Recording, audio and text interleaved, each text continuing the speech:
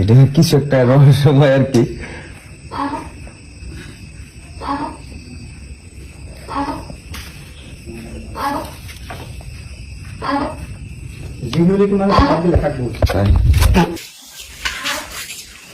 আপনারা হয়তো খেয়াল করছেন এখানে একটা রহস্যময় আওয়াজ হচ্ছে, কিন্তু এটা কোথা থেকে আসতেছে এটা আমরা কেউ বুঝতে পারতেছি না। তো দোকানের সামনে যখন গেলাম তখন দেখলাম যে দোকানের ভিতর থেকে, কিন্তু আমরা কনফার্ম না আবার দোকানের পিছন সাইড কি আওয়াজটা। তারপর আমরা অনেকক্ষণ পর্যবেক্ষণ করলাম, এখানে অনেকেই আসলো, তালা খোলার চেষ্টা করলাম অন্যান্য চাবি দিয়ে, কিন্তু তালা খুলতে পারলাম না। এই যে আলী ভাই এখানে তালা খুলতেছিল, হ্যাঁ, আর মানুষ কিন্তু প্রায় এখানে আমরা 10-12 জন হয়ে গেছি। তারপরে মনের মধ্যে একটা ভয় ছিল অন্যরকম, আওয়াজটা কিসের। এই দোকানটা 2-3 দিন ধরে বন্ধ ছিল। এই দোকানটা কিন্তু রানিং চলে, খাটের নকশার কাজ করে। তারপর আমরা পিছনের দিক দিয়ে গেলাম যে আসলে এটার পিছনে কোনো কিছু আছে কিনা, কিন্তু না, পিছনে গিয়ে দেখলাম যে পুরো ফাঁকা, পিছনে কোনো আওয়াজ না। এটা এই দোকানের ভিতর থেকে আসতেছে। আওয়াজটা আপনারা ভালো করে শুনুন। এই যে ঘরে ভিতরে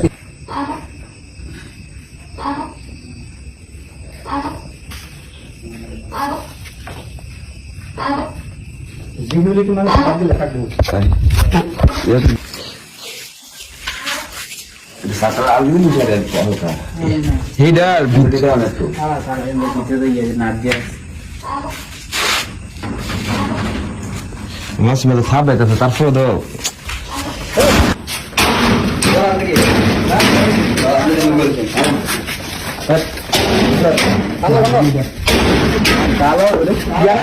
ভাঙতে কষ্ট হইব। আওয়াজ এখনো আছে, দেখো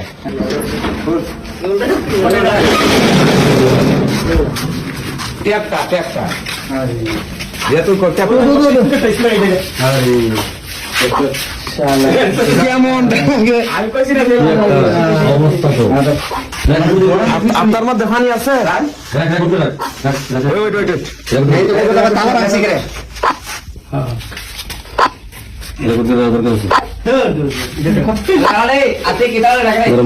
আওয়াজটা দেখছেন?